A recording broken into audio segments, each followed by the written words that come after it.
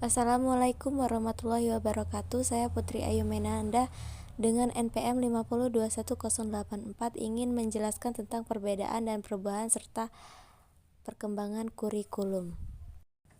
1. Kurikulum 1947.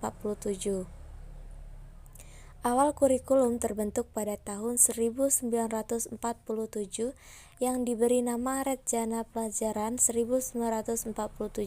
Rejana Pelajaran 1947 baru dilaksanakan di sekolah-sekolah pada tahun 1950. Sejumlah kalangan menyebut sejarah perkembangan kurikulum diawali dari kurikulum 1950. Bentuknya memuat dua hal pokok, satu daftar mata pelajaran dan jam pelajarannya, dan yang kedua garis-garis besar pengajaran. 2. Rencana pelajaran terurai 1952. Kurikulum 1952 menjadi penyempurnaan dari kurikulum sebelumnya dan diberi nama Rencana Pelajaran Terurai tahun 1952. Hal yang paling menonjol sekaligus menjadi ciri khas kurikulum ini adalah konsep tematik. 3. Rencana Pendidikan 1964. Isu yang dikembangkan pada kurikulum ini adalah konsep pembelajaran aktif, kreatif, dan produktif. Melalui konsep ini, pemerintah menetapkan hari Sabtu adalah hari kerja. Artinya, siswa diberi kebebasan untuk berlatih berbagai kegiatan sesuai dengan minat bakatnya. Dan keempat, kurikulum 1968.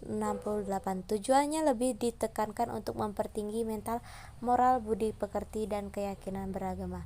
Ciri khusus yang menonjol dari kurikulum 1968 ini adalah kurikulum mata pelajaran berkorelasi. 5. Kurikulum 1975. Pemerintah kemudian menyempurnakan kurva 1968 pada tahun 1975. Latar belakang kelahirannya akibat sejumlah perubahan oleh pembangunan nasional. Metode, materi, dan tujuan pengajaran dirinci dalam prosedur pengembangan sistem instruksional PPSI. 6. Kurikulum 1984.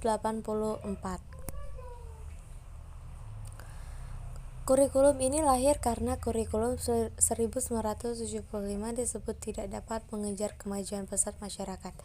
Ciri khususnya kurikulum 1984 lebih mengedepankan kreativitas siswa dalam belajar. Pengembangan proses belajar inilah yang disebut dengan pendekatan cara belajar siswa aktif CBSA. 7. Kurikulum 1994. Pada tahun 1994, pemerintah memperbarui kurikulum sebagai upaya memadukan kurikulum-kurikulum sebelumnya, terutama kurikulum 1975 dan 1984.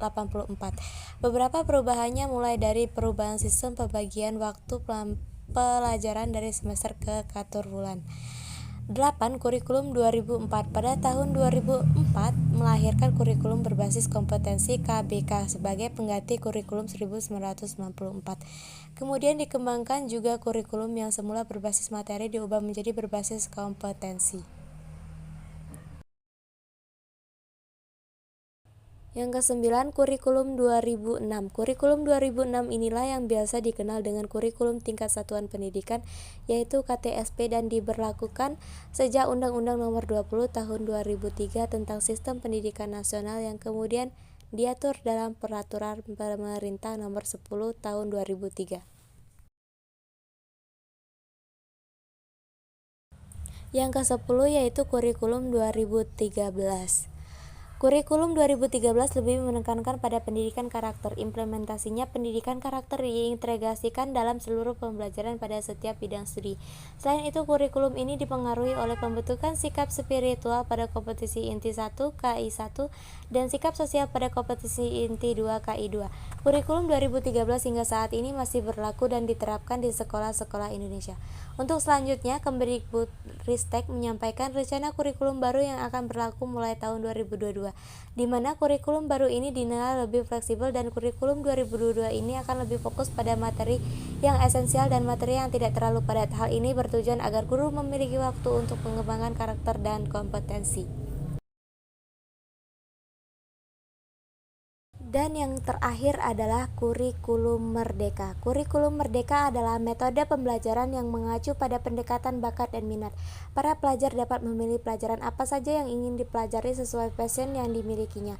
Dengan adanya kurikulum merdeka diharapkan mampu mengembangkan kompetensi para peserta didik.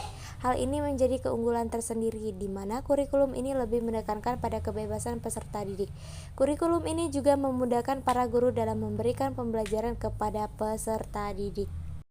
Itulah tadi penjelasan dari saya mengenai perubahan dan perkembangan kurikulum. Saya akhiri. Wassalamualaikum warahmatullahi wabarakatuh.